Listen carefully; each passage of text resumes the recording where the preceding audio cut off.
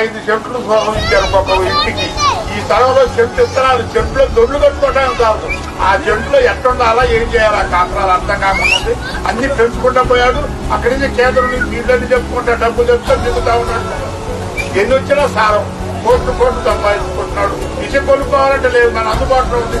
మన దొడ్డు మన ఇళ్ళ కట్టుకోవడానికి కాదు అన్నట్టు ఆ ఇళ్ళను తయారు చేశాడు. మన ఊరికి మన 70 సంవత్సరాల నాడు స్వాతంత్రం వస్తే మద్రాసులో వాళ్ళు అలగొడితే వీళ్ళు హైదరాబాద్ అలగొడితే రాజధాని లేకుండా చేసి చూడండి.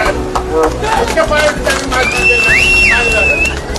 అది మద్రాసులో చేసుకొని హైకోర్టు గుంటూరు పెట్టుకొని కర్నూలు హైకోర్టు గుంటూరు హైకోర్టు పెట్టుకొని కర్నూలు రాజధాని పెట్టుకొని కట్టుకోవాలి. తెలంగాణ అయిపోతే 40 ఏళ్ళు మన ముఖ్యమంత్రులు చేసి హైదరాబాద్ లో సగం వినిపించారు. హైదరాబాద్ సగం ఉంది.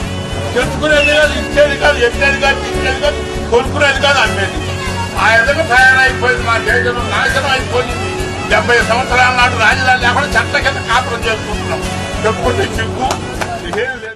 రాజధాని మన ఊరికి ఎన్ని కిలోమీటర్ల దూరంలో ఉంటుందో తెలుసా? ఏనా ఇక్కడ నుంచి అమరావతి నాకు తెలిసి 40 కిలోమీటర్లు ఉంటుంది.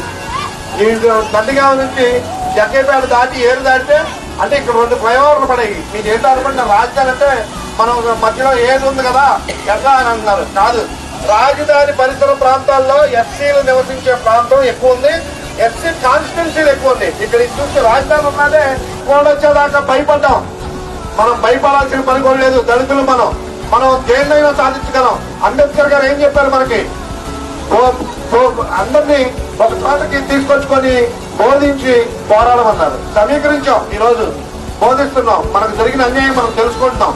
పోరాటం చేయాలంటే ఎలక్షన్ కోడే రావక్కర్లేదన్నా మనకు రావాల్సిన నిధులు నువ్వు ఎవరికిచ్చావా అని అడగొచ్చు నిలబెట్టి. ఈ 9 పథకాల్లో ఎస్సీలని ఈ పథకం అని చెప్పి జగన్మోహన్ రెడ్డి చెప్పమనండి. ఆయనతో పాటు ఆయన గెలిపించుకున్న ఎమ్మెల్యేలని ఆయన పంపించిన ఎమ్మెల్సీని నిలబెట్టి అయ్యా మేము దళితులమే కదా, నువ్వు దళితులవే కదా, ఏ పథకం మన దళితులకి ఈ రాష్ట్రంలో ఉంది అని ఒక మాట అడగండి అన్న. ఇంకేమొద్దు. మనకి ప్రతి మెటీరియల్ దొరికే ప్లేసులు కూడా మనకి కాకుండా చేసిన ముఖ్యమంత్రి కావాలా, మనకి అన్ని అందించే చంద్రబాబు నాయుడు గారు కావాలా కూడా మనం ఆలోచించుకోవాలి మన భవిష్యత్తు కోసం. దాని మీద కూడా చెప్తూ మరి మా పెద్ద ఆయన చెప్పినట్టే తల్లులు కూడా మాట్లాడాలమ్మా. మన సమస్య ఏంటో మనం చెప్పుకోలేకపోతే ఎవరో వస్తారు, ఎవరో చెప్పాలేంటి, ఎవరికి చెప్పుకోలేం. మన సమస్యని మనం చెప్పుకుంటేనే దాని విలువ మనకు తెలుస్తుంది. మేము దళితుల్లో వేమలో పుట్టినోండే, నేను దళిత గ్రామాల్లో నుంచి వచ్చిన వాడినే. అక్కడ సమస్య ఏముందో తెలుసుకోవాలి అంటే మనం కూర్చొని మాట్లాడుకుంటే తెలుస్తుంది. మనం ఒక్కసారి ఆయన్ని దించితే చంద్రబాబు నాయుడు గారికి అధికారం ఇచ్చి చూడండి, మనం అనుకున్నాయన్ని మనం తెచ్చుకుంటాం, ఈ గ్రామాన్ని అభివృద్ధి చేసుకుంటాం.